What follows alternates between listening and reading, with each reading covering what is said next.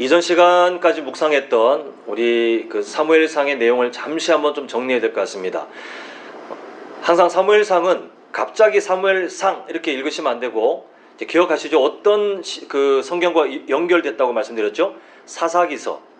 하나님의 백성들이 하나님의 은혜를 잊어버리고 하나님이 왕이심에도 불구하고 아예 없는 존재처럼 취급하면서 자기 멋대로 살던 그 시대, 참 비극적인 그 시대가 사사기의 내용인데, 그 시대 중에 하나님이 어떤 변화를 시작하시는가가 이제 사무엘상의 내용입니다. 그래서 우리는 사무엘상 초반부를 특히 읽을 때에 그냥 한 가정의 이야기, 아이를 못 낳는 사람이 아이 낳고 서원했고 이런 단편적인 사건으로 볼 것이 아니라 이 시대가 얼마나 하나님을 떠나 있는 시대였는지, 근데 하나님께서 왜 그 시대 가운데 그 가정에게 또 한 사람에게 주목했는지를 우리가 알아야 하나님께서 일하시는 그 진짜 의도를 읽을 수 있습니다. 우리는 사사기의 그 타락한 삶이, 그 시대가 계속해서 흘러가고 있는 가운데 하나님께서는 그 시대에 비해서는 너무나도 초라한, 너무나도 작은 엘가나라는 한 가정을 이게 주목하셨습니다. 그리고 그 중에서도 하나님께서는 한나라는 한 여인을 주목하셨는데, 사무엘상은 다윗 왕조가 어떻게 이 땅에 딱 등장하는가를 보여주는 그런 성경입니다. 그런데 그 왕조가 시작하기에 출발로 보기에는 너무 좀 초라한 한 사람이 주목되고 있잖아요. 그 시대 철학에 의하면 아이를 낳지 못해서 비참한 존재처럼 취급받던 한나는 너무 괴로웠습니다. 너무 절망적이었고, 근데 성경을 보니까 그렇게 만드신 분, 태를 닫으신 분이 하나님이시다라는 것을 우리가 저번 주에 보았습니다. 그 이유를 보니 하나님께서 한나를 통해 그 시대를 바꾸길 원하셨는데, 그냥 막무가내로 이렇게 할 테니 이렇게 해라라고 끌고 가시는 것이 아니라 하나님께서는 잠시 한나를 낮추셔서 한나가 하나님의 마음 그 수준에 맞춰질 때까지 기다리셨고, 드디어 저번 주에 한나가 고통 속에 울다가 했던 서원의 기도, 아이를 주시면 그 아이를 하나님께 드리겠습니다라고 하는, 이게 그냥 자녀를 목회자로 드릴게요의 의미가 아니라 한나에게는 그 자녀가 인생 그 어떤 것보다 더 소중한, 어찌 보면 자신의 생명보다 더 소중한데 그것을 하나님께 드리겠습니다라고 하는 정말 고귀한 결단을 하게 되었고, 그리고 그 결단 이후의 사건이 이제 오늘 본문입니다. 자, 우리 한번 19절 끝을 보시면 하나님께서 그를 뭐라고 기록됐습니까? 생각하신지라 라고 되어 있는데, 구약 성경 가운데, 특히 구약 성경 가운데 이스라엘 백성들이나 아니면 한 가정이나 한 사람이 어려움에 처해요. 절망이에요. 답이 없는데 그때 하나님께서 오늘 본문처럼 그를 생각하셨다, 아니면 하나님께서 이스라엘을 생각하셨다 하면 거기서부터 기적이 시작되는 거예요. 지금 하나님께서 이 한나를 생각하셨습니다. 물론 그 전에 무관심 이 의미가 아니라 드디어 한나의 인생 가운데 하나님께서 그동안 잠시 낮추셨던 그 눈물을 닦으시고 본격적으로 하나님께서 그 삶을 통해서 일하실 것을 이제 시작하겠다, 이 선언이신데, 이스라엘 역사 가운데도 어려움이 있을 때마다, 아니면 강대국이 사방을 둘러싸서 이스라엘이 몰살당하기 직전에도 하나님께서 이스라엘을 생각하셨더라 하면 다 해결되는 거예요.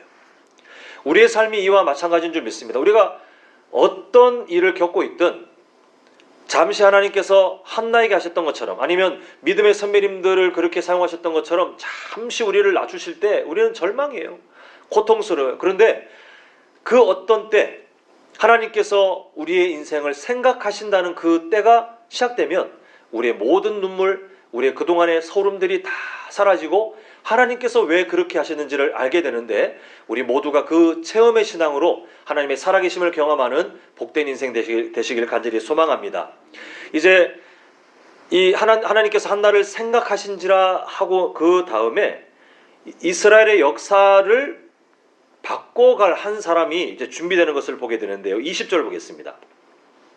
자, 이렇게 기록되어 있죠. 한나가 임신하고 때가 이름에 아들을 낳아 사무엘이라 이름하였으니 이는 내가 여호와께 그를 구하였다 함이더라. 사무엘이라는 이름의 그 어원에 대해서는 학자들이 좀 분분합니다. 이 단어 때문에 좀 분분한데 성경은 어쨌거나 이렇게 이름을 지은 의도에 대해서 20절 끝을 보니까 내가 여호와께 그를 뭐 했어요? 구하였다. 자, 오늘 본문에서 가장 중요한 단어가 이 구하였다입니다. 잊지 마시고 이 단어를 계속 기억하셔야 되는데 지금 여호와께 그를 구하였기 때문에 내가 이 아이의 이름을 사무엘로 짓겠습니다 라고 한나가 이제 선언을 한 거죠. 그렇게 이름을 지었습니다. 이렇듯이 하나님께 구하였던 그것을 하나님께서 한나에게 드디어 때가 되어서 주셨습니다. 그리고 매년마다 이 엘가나 가정은 실로에 하나님께 예배하기 위해서 갔는데 그때가 되었을 때에 한나는 남편에게 이렇게 선언합니다. 자, 22절 보겠습니다. 22절 보니까 오직 한나는 올라가지 아니하고 그의 남편에게 이르되 아이를 젖대거든. 그 다음에 참 어려운 말을 하죠. 내가 그를 데리고 가서 여호와 앞에 뵙게 하고 거기에 잠시가 아니라 어떻게 해요? 영원히 있게 하리이다. 이렇게 지금 말하는 것을 보게 됩니다. 우리가 이 상황을 잠시라도 비슷하게라도 겪으신 분이 계실지 모르겠지만 거의 대다수는 이 느낌을 우리가 몰라요. 물론 이 시대에도 지금도 이 난임 부부들, 아이를 그렇게 원하지만 아이가 생기지 않아서 정말 눈물 짓는 부부들이 정말 많이 있습니다. 근데 이 시대는 그 간절함을 뛰어넘어서 자신에 대한 막 절망, 낙심, 그리고 저번 주에 설명드렸죠. 하나님께서 주신 그 태를 닫는 사건이 하나님의 섭리임에도 불구하고 한나는 그걸 모르니까 그냥 유대 사회에 통용되는 생각처럼 아, 내가 아이를 못 낳는 거는 하나님께 버림받은 존재라 그렇구만. 이렇게 스스로를 막 정죄하고 괴로워했던 인생 아닙니까?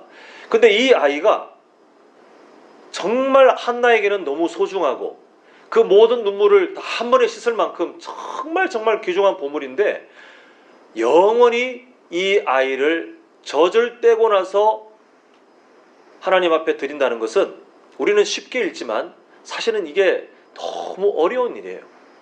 우리가 잘 아는 그 이야기 있지 않습니까?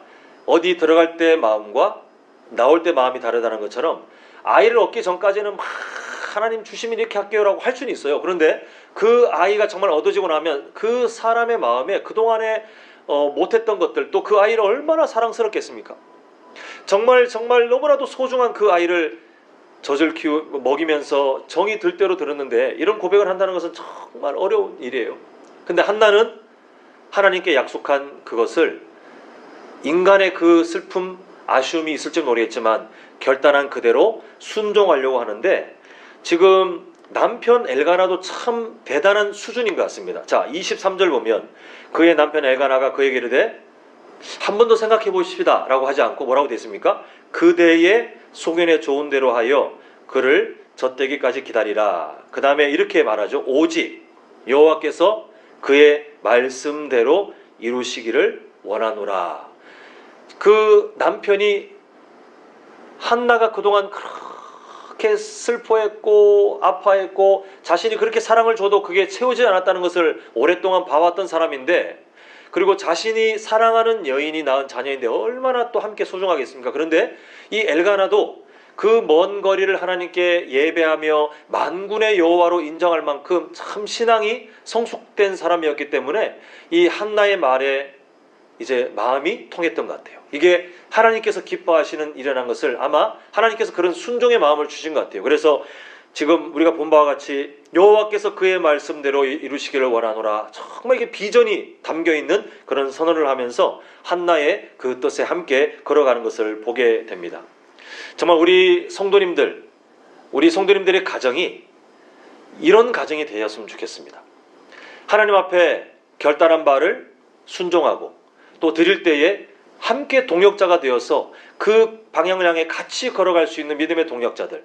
세상의 가정들은 참 어려워요. 깨어지고 이제는 황혼 이혼이란 말도 이제는 아예 옛말이 돼가지고 이제는 더 심한 일들이 많이 일어나는, 물론 이해는 됩니다. 그만큼 상처가 많이 쌓여 있고 그동안 해결을 되지 못한 서름들이 있기 때문에 그러한 것은 맞는데, 우리 성도님들의 가정은 이 시대 가운데 좀 본이 되셨으면 좋겠어요. 그래서 가족들 모두가 하나님께서 기뻐하시는 방향이 딱 정해지면 함께 갑시다. 그러면 그 이야기를 들은 사람들이 그래요, 함께 갑시다. 우리가 뜻을 같이 할게요. 자녀들에게도 또 부모님에게도 그 뜻을 함께 공유하고 걸어갈 수 있는 우리 모든 가정들이 믿음의 동역자들로 함께 동행하시기를 간절히 소망합니다. 자, 이제 아이에게 어머니가 해줄 수 있는 최소한의 사랑, 그 젖을 떼기 전까지 그 양육하는 시간이 지난 다음에 드디어 이별의 순간이 다가왔습니다. 자, 26절 보시면 한나가 이제 약속대로 실로에 가서 엘리 대제사장에게 자기를 밝히는데 이렇게 밝히죠. 내 주여, 당신의 사심으로 맹세하나이다. 나는 여기서 내 주 당신 곁에 서서 여호와께 기도하던 여자라. 엘리 대제사장은 우리가 저번 주에 보았다시피 가슴 속에서 울분을 삭이면서 하나님께 우는 그 한나를 술 취한 여자로 보았을 만큼, 물론 그 뒤에도 나오지만 그냥 무능한 사람이에요. 무감각한 사람. 하나님의 마음도 모르고 그리고 백성들의 마음도 모르고 정말 모든 것에 무감각한 사람이었는데, 엘리 대제사장이 한 말이 있습니다. 자, 우리 한번 17절을 화면을 보시면 우리 보실 텐데요. 17절을 보시면 이렇게 말하죠. 엘리가 대답하여 이르되 평안히 가라. 이스라엘의 하나님이, 자, 그 다음 말이 중요합니다. 뭐라고 되냐면 네가 기도하여 뭐 한 것을요? 네, 아까 꼭 기억하라는 그 단어가 나왔습니다. 기도하여 구한 것을 허락하시기를 원하노라. 이거는 그냥 자신이 하고 있는 일에 의해서 형식상 한 말이에요.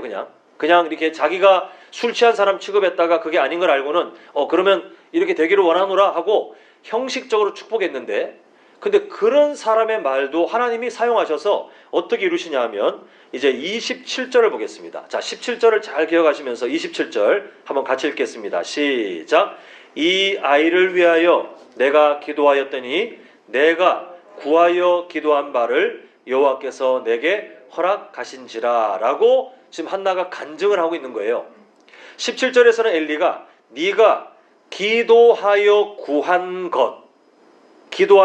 것을 하나님께서 허락하시기를 원하노라 했는데, 지금 그 문장 그대로 사용되고 있거든요. 지금 17절과 27절 비교하시면 한나는 그 문장 그대로 내가 기도하여 구한 것을 하나님께서 허락하셨습니다. 지금 이렇게 간증하고 있는 것을 보게 됩니다. 그리고 한나가 사무엘을 두고 하는 그 말이 정말 중요합니다. 자, 우리 27절, 28절 오늘 핵심 구절인데요. 한번 두 절을 이어서 같이 읽어보겠습니다. 시작. 구하여 기도한 바를 여호와께서 내게 허락하신지라. 그러므로 나도 그를 여호와께 드리되 그의 평생을 여호와께 드리나이다 하고 그가 거기서 여호와께 경배하니라 라고 지금 결단하고 있습니다. 자, 사무엘서가 지금 시작되는 1장에 이 한나의 고백은 정말 중요한 의미를 담고 있습니다. 계속해서 반복해서 말씀드렸지만 사사시대 중에 일어난 일이에요. 우리가 한번 기억을 다시 한번 떠올려 봤으면 좋겠습니다. 사사시대는 마치 봄, 여름, 가을, 겨울이 계속 우리나라에서 순환하는 것처럼 사사시대는 4가지 주제가 계속해서 돌고 있는데, 타락, 징계, 회개, 그리고 다시 회복. 이게 계속 돌아요. 타락했다가 징계 받았다가 회개했다가 다시 회복됐다가 다시 또 타락했다가, 이게 계속 이게 사이클을 돌면서 지겨울 정도로 반복되고 있는, 그렇게까지 하나님을 무시하는, 그러니까 필요할 때는 하나님을 찾는 거죠. 필요 없으면 또 하나님을 버려요. 또 필요하면 또 하나님 찾아요. 없으면 버려요. 이게 계속해서 반복되고 있는 것이 바로 이 사사기의 내용입니다. 정말 이 죄로 오염된 사람에게 얼마나 희망이 없는지를 잘 나타내주고 있는 그런 시대인데, 우리가 이때 한번 생각해 봐야 될 게 있습니다. 한번 예를 들어 볼게요. 자, 우리 교회에 이제 나중에 하나님께서 뭐 어떻게 사용할지 모르겠지만 만약에 상상입니다. 우리 교회에 100명의 성도가 지금 딱 앉는 날이 왔다고 칩시다. 100명이 지금 함께 말씀을 듣고 있는데 그 중에 유독 한 명이 집중을 못하고 막 이렇게 두리번 거려요. 100명 중에 한 명이면 몇 분의 1이죠? 100분의 1. 사람들이 별로 영향 안 받아요. 자, 이제 숫자를 한번 늘려봅니다. 1000명이 앉아있는데, 우리가 함께 설교를 듣고 있습니다. 말씀 듣고 있습니다. 1000명이 앉아있는데 그 중에 100분의 1이면 몇 명이죠? 10명이 두리번거리면 그때는 사람들이 영향을 받을까요, 안 받을까요? 100명 중에 1명 두리번거릴 때와 다르게 조금씩 영향을 받아요. 똑같이 고작 100분의 1밖에 안 되는데, 똑같이 그냥 수학적으로 보면 그냥 고작 100분의 1밖에 되지 않는데, 100명 중에 1명은 영향이 없지만 1000명 중에 10명은 약간씩 영향을 끼치더라는 거예요. 자, 숫자를 더 늘려보겠습니다. 10,000명 중에 100명 하면 10,000명 숫자 엄청나게 많겠죠. 그런데 잘 상상해 보세요. 10,000명이 그냥 가만히 이렇게 말씀 듣고 있는데 그 중에 100명이 동시에 막 두리번거리면 영향을 받으실까요, 안 받으실까요? 받게 되어 있어요. 고작 숫자로 따지면 똑같이 100분의 1이에요. 100명 중에 1명이든 10,000명 중에 100명이든 100분의 1이라는 숫자는 똑같지만 왜 다르냐 하면, 이게 사회심리학에서는 집단 동조 현상이라고 부르는데, 사람은 주변 사람들이 다수가 될 때에 그게 자기도 모르게 영향을 받아요. 그러니까 제가 예전에 한번 예화를 드렸는데, 성도님들께서 아마 한번 작정하고 이게 사람들이 많이 있는 곳에 가서 한번 장난치시면 다 넘어가는데요. 3명 이상이 횡단보도를 지나가다가 사실 아무것도 없지만 똑같은 방향을 가리키면서 막 이렇게 보면 지나가는 사람들이 한 명이 쳐다보고 한 명이 쳐다보고 점점 숫자가 늘어나잖아요. 그러면 사실 아무것도 없는데 점점 늘어나서 다 같이 횡단보도 가운데 신호가 바뀌든 말든 함께 쳐다보게 되어 있어요. 이거는 여러 실험을 통해서 이미 증명된 바인데, 이게 뭐냐면 바로 집단 동조 현상이에요. 숫자가 많을수록 그 어떤 집단이 하고 있는 행위에 나도 모르게 그게 동조돼서 끌려가는, 그게 인간의 연약한 모습이에요. 지금 사사시대가 어떤 시대입니까? 모두가 그 100분의 1이 아니고, 이스라엘 백성들의 100분의 1이 아니라 거의 대다수가 하나님을 왕으로 인정하지 않고 각자 자기의 소견대로 멋대로 살았던 시대 아닙니까? 그래서 우리가 보았던 사사기의 마지막 장을 보면 정말 목회자로 살아갈 레위인도 더럽게 살고, 근데 거기에 대해서 전혀 문제를 공감하지 못하고 엉뚱한데 화내고 급기야 같은 동족끼리 죽이고, 그게 마치 정당한 것처럼 착각하고 엉망이었어요. 그런 시대, 모두가 정말 절대적인 다수가 돼서 집단 동조 현상에 의해서 모두가 그냥 그게 옳은 것처럼 그렇게 하나님을 무시하고 살아가는 그 시대에, 하나님께서 주목했던 엘가나는 하나님을 예배하지 않는 게 익숙한 시대에 하나님을 예배했던 사람이에요.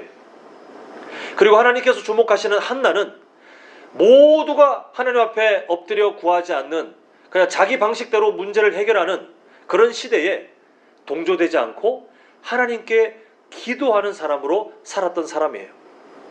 제가 몇 주 전인가 이 시대의 철학, 이 시대의 문화는 마치 거친 물살과 같다라고 말씀드렸습니다. 이 홍수가 범람할 때에 그 범람하는 강 한가운데 우리가 서 있으면 우리는 그냥 휩쓸려 지나갈 수밖에 없잖아요. 이 시대 철학이 그래요. 나는 뜻하지 않아도, 나는 전혀 생각하지 않아도 이 집단 동조 현상 때문에 우리가 살고 있는 지금 현재 2022년 이 한국의 문화, 이 전 세계를 지배하고 있는 어떤 철학들이 분명히 있는데 익숙해요. 왜? 우리는 이미 그 안에 살고 있거든요. 근데 그거는 잔잔한 물이 아니에요. 제가 이게 여수에 봤더니 바다가 참 잔잔하게 예쁘더라고요. 제가 예전에는 그 동해 바다에 어릴 때 부모님이 그 여름방학 때면 동해 바다에 데려갔던 기억이 있는데, 파도가 항상 치니까 아이일 때 이게 해수욕을 잘 못했던 기억이 있는데, 여수는 보니까 바닷가가 대체로 잔잔하고 이게 늘 거의 그렇다고 하더라고요. 지금 이 시대 철학은 잔잔한 여수 바다가 아니에요. 엄청나게 강한 파도가 막 우리를 휩쓸려서 우리가 그쪽에 휩쓸려 다니면서 파도가 이렇게 치면 이쪽으로 가고 이렇게 치면 이쪽으로 가고 나도 모르게 끌려다니는 그런 시대를 우리는 지금 살고 있어요. 근데 사사기에도 그런 타락의 파도들이 막 거칠게 칠 때에 이쪽으로 휩쓸려 다니고 저쪽으로 휩쓸려 다닐 때에 엘가나, 한나, 또 그 외에 거론되지 않았지만 분명히 마치 이사야 시대에 그랬던 것처럼 하나님께서 남겨두신 어떤 사람들이 있을 텐데, 그 소수의 사람들은 그 물살에 휩쓸리지 않고 하나님께서 기뻐하시는 삶을 향해 나아가는 것을 보게 됩니다. 근데 이게 너무 힘들더라는 거예요. 물살에 휩쓸려 가는 건 쉽지만 물살과 반대로 움직이는 건 너무 많은 에너지가 들어요. 너무 피곤한 일이고 때로는 내가 노력해서 이쪽으로 가려고 하지만 나도 모르게 반대 방향으로 밀려나 있는 정말 거센 물살의 그 반대 방향에 휩쓸릴 때가 있더라는 것입니다. 근데 지금 28절 초반을 보실까요? 초반부를 보시면 이렇게 말합니다. 그러므로 나도 그를 여호와께 드리되. 자, 그러므로라고 돼 있어요. 그리고 그 뒤에 뭐라고 돼 있냐면 나도 그를 여호와께 드리되. 엄마로서 절대 할 수 없는 결단이라고 했습니다. 그리고 그냥 엄마가 아니라 한나는 마음속에 울분이, 서러움이, 정말 더 간절하게 기다렸던 그 아이 아닙니까?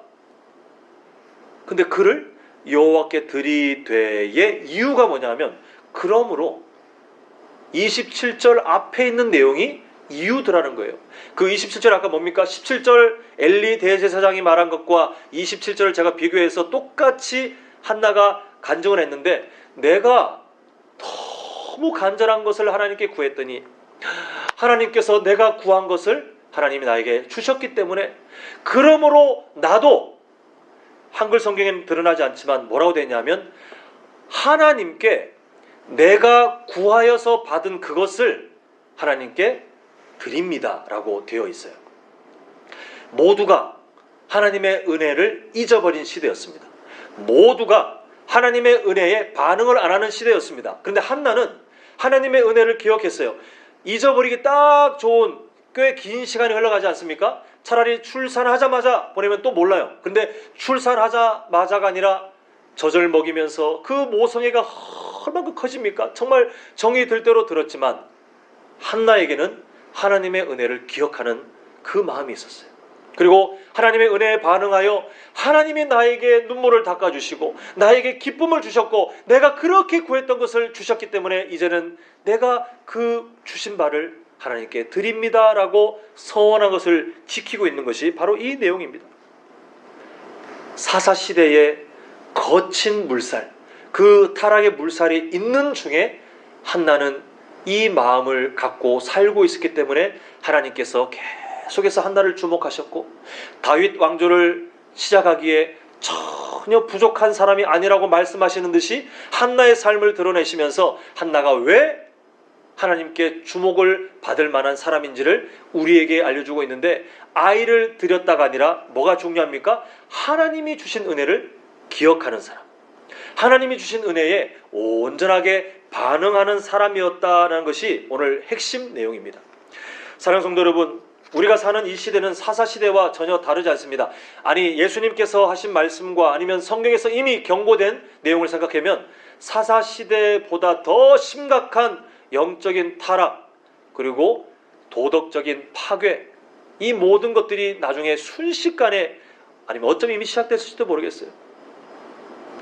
예수님을 믿는다고 하지만 교회라고 하지만 이 시대의 거친 물살에 휩쓸려서 하나님의 은혜를 마치 사사기 때의 대제사장과 제사장과 레위인들이 그랬던 것처럼 사사시대 그 사람들처럼 거친 그 타락의 물살에 휩쓸려서 하나님의 은혜를 기억하지 않는 교회, 하나님의 은혜를 기억하지 않는 목회자, 하나님의 은혜를 기억하지 않는 성도들이 이 시대에 점점 많아지고 있습니다.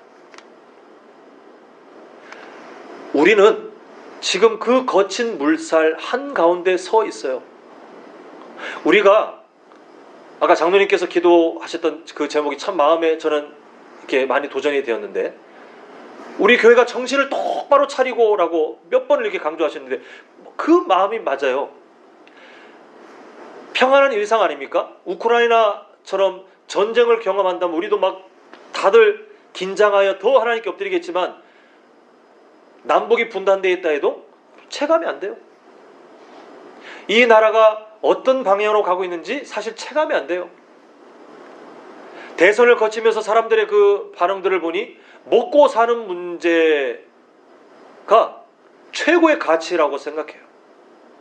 그만 해결되면 심지어 나라를 팔아도 괜찮다는 막 이런 주의처럼 먹고 사는 그 문제, 내 삶의 경제적 이익만 생기면 뭐 어떻게든 상관없어라고 하는 풍조가 엄청 많아지고 있어요.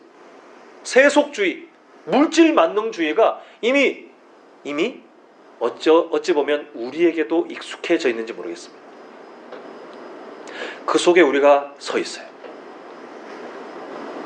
제가 주중에 한 커뮤니티에서 누군가 쓴 글과 그 글에 달린 댓글들을 봤는데 마음이 너무 아프면서도 제가 뭐라고 말을 해줘야 될까 사실 너무 답답했던 적이 있습니다. 그 글을 쓴 사람이 뭐냐면 교회를 버렸더니 마음이 너무 편해졌어요. 이런 제목이었어요. 모태신앙이었다고 밝힙니다. 중고 청년부 회장이었다고 밝힙니다. 근데 결혼식도 교회 예식으로 그렇게 살았는데 나중에 지금은 신앙을 멈췄대요.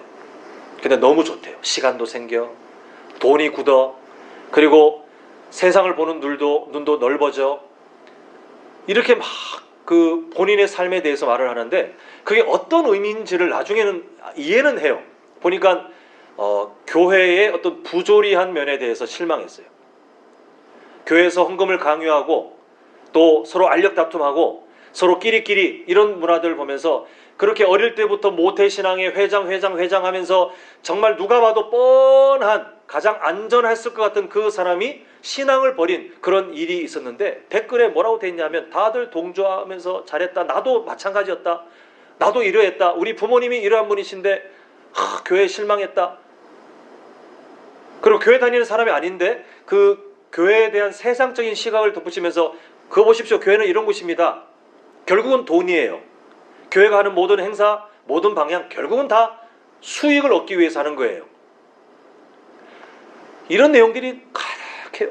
그 중에 한 사람이 용기를 내가지고 나중에는 언젠가 다시 돌아오시길 바랍니다. 이렇게 아주 소심하게 한 그 사람이 글을 남겼지만 그냥 파묻혀 있어요. 다들 모두가 다 나도 그렇게 경험했어요. 나도 자유해졌어요. 교회는 이런 부조리함이 있더라고요. 엄청 많아요. 엄청 많아요. 우리는 두 가지 모습을 봐야 되는데 하나는 그렇지 않은 것을 그렇다라고 오해하고 있는 측면도 있더라고요. 교회에서 하고 있는 어떤 프로그램들은 다 수익을 얻기 위한, 사실 그렇지 않거든요. 뭐 그렇게 하는 교회가 있을지 모르겠지만 정상적인, 우리 교회처럼 정상적인 교회들은 사실 그렇지 않아요. 교회에서 뭔가 예산을 드리면 헌금을 다시 거두기 위해서 투자하는 게 절대 아니에요. 다 보면 다 밑빠진 독에 물 붓는 거예요. 다. 오직 한 영혼을 주님 앞에 바로 세우고 아니면 한 영혼을 주님 앞에 바로 돌아오게 하기 위해서 그냥 의미 없는 것처럼 밑빠진 독에 물을 붓는 그런 투자들이, 그런 사역들이 많지, 뭐 해서 하려면 차라리 딴 데 투자해서 돈을 버는 게 더 낫지 않겠습니까? 그렇게 오해하는 측면도 있더라고요. 근데 두 번째 우리가 생각해야 될 게 뭐냐 하면 그렇게 오해하게 만든 것은 우리 책임이다. 교회가 이 말세의 때에 휩쓸려 교회의 본질을 잃어버리고 성도가 성도의 본질을 잃어버리고 교회 안에 서로 알력 다툼, 서로 돈의 위력이 나타나고 돈 많은 사람의 어떤 한마디는 영향력이 있고 그저 가난하거나 아니면 소리 없이 계속해서 교회를 섬긴 사람들은 뭐 어떤 발언권도 생기지 않는, 세상과 다를 바가 없거나 더 못한 공동체가 너무 되어 왔기 때문에 그 속에서 상처받은 사람, 실망한 사람, 외부에서 보면서 교회 뭐 별다를 거 없네, 아니면 세상보다 더하네라고 봐왔던 그 생각들이 이제는 많이 굳어진 그런 시대를 우리는 살고 있는데 참 가슴이 아파요. 우리 교회는, 또 우리 성도님들은 어떤 삶이 되길 바라십니까? 우리는 주님께서 부르시는 그날까지 완벽한 한남제일교회는 안 될 거예요. 그건 아예 꿈을 우리는 꾸지 않으셔야 돼요. 완벽한 교회가 될 거다. 정말 천국과 같은 교회가 될 거다. 그래서 여기만 오면 내가 사람들에게 사랑받고 내가 사람들에게 세상에서 받지 않는 최고의 대접을 받을 거다.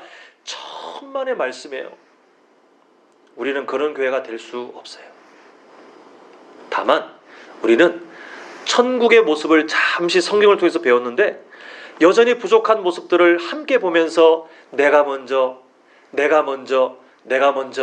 하나님 앞에 바로 서기 위해서 함께 노력하다 보면 부족한 것이 천국을 향해 자라가고, 또 다른 게 부족해지면 또 그걸 발견해서 함께 또 달려가면 또 자라고 하면서, 이게 들쑥날쑥하지만 우리는 천국을 이 땅에서 연습하고 예수님의 마음을 연습하는 공동체이지, 그저 세상적으로 여기 가면 다 괜찮은 것 같아, 여기 가면 최고의 뭔가 나올 것 같아, 그렇게 완벽한 공동체는 우리는 절대 될 수 없어요.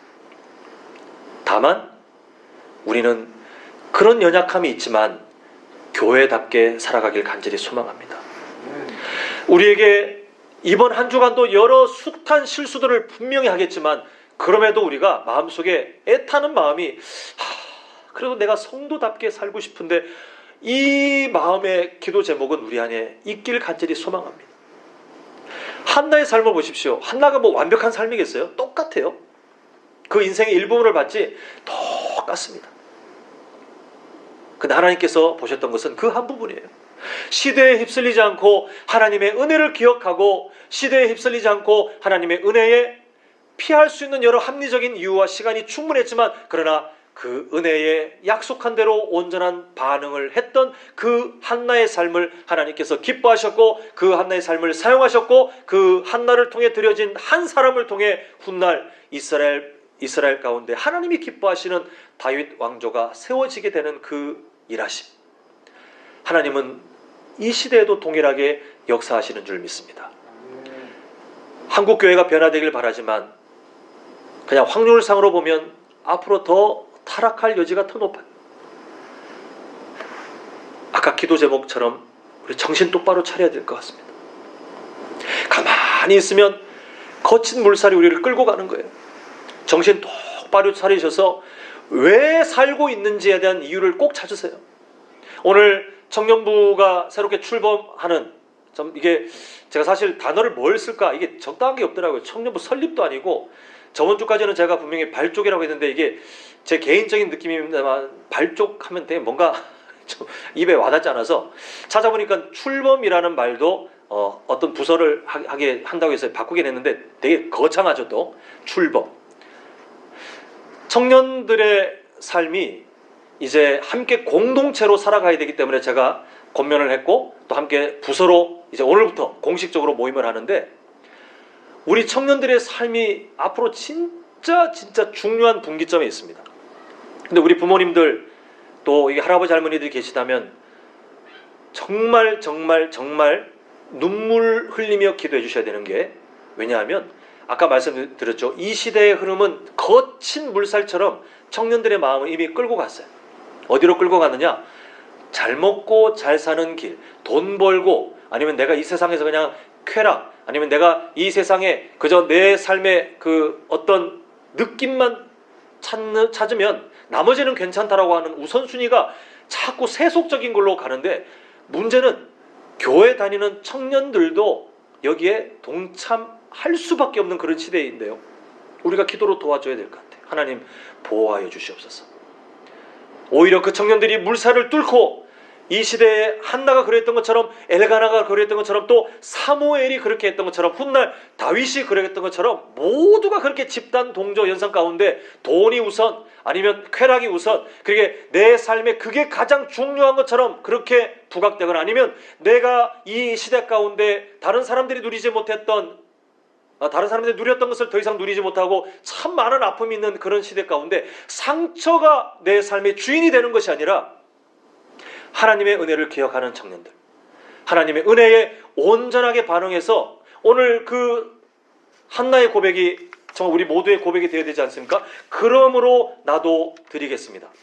아무도 하나님께 헌신하지 않아요. 아무도 하나님께 은혜에 반응하지 않아요. 그러나 우리 청년들은 그러므로 나에게 주신 구원의 은혜가 있기 때문에, 나를 살려주시기 때문에, 무엇보다 나를 하나님의 자녀로 삼아주시기 때문에, 그 은혜로 인하여 그러므로 나도 이 소중한 것을, 내 인생을, 나의 꿈을 앞으로 하나님께 드립니다.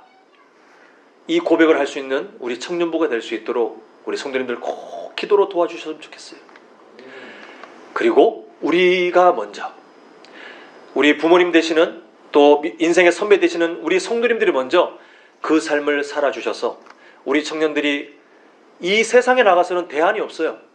그런데 거친 타락의 물결을 뚫고 한 걸음 한 걸음 나아가시는 우리 아버지, 어머니, 할아버지, 할머니도 우리 믿음의 선배들의 삶을 보면서 그래 나도 저분처럼 이렇게 살아야 하지 않을까라고 고민이 될 수 있을 정도로 우리의 삶이 우리 청년들에게 도전이 되는, 그렇게 하나님께 은혜를 기억하고 은혜에 반응하는 우리 복된 성도님들의 삶이 되시기를, 또 우리 청년부가 되시기를, 또 우리 교회 전체가 되시기를 간절히 소망합니다.